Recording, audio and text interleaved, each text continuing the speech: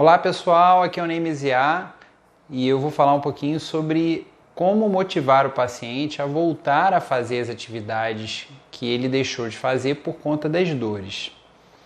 Uma coisa muito importante, eu não sei se vocês já ouviram falar, é o bright spot. O que é o bright spot?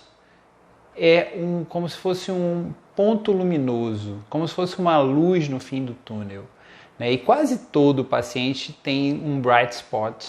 Como que a gente descobre qual é o bright spot do paciente? Com uma boa escuta da história do paciente e pedindo para o paciente voltar no tempo antes do início do problema.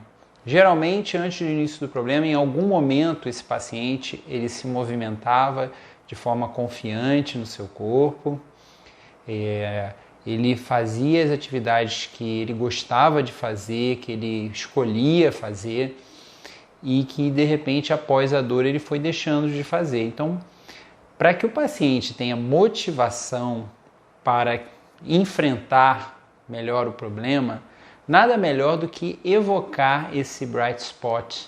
Por exemplo, eu tenho uma paciente que ela, não só uma, várias pacientes que elas deixaram de dançar. E aí,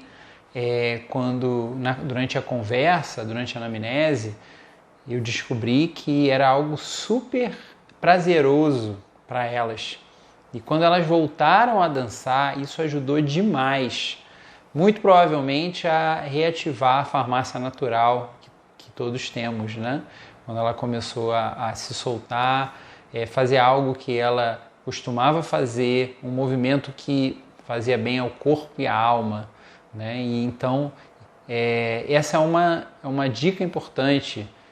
Busquem o bright spot do paciente. Pode ser voltar a jogar futebol, pode ser voltar a jogar tênis, né? Eu gosto muito de fazer os movimentos, fazer o gestual, retomar e mostrar, olha, é possível voltar, confia no seu corpo, né? E que na maioria das vezes, com uma exposição gradual, controlada, a gente consegue fazer com que o paciente retorne àquela tarefa. E é muito prazeroso para o paciente e para nós, fisioterapeutas, quando a gente consegue fazer com que eles retomem.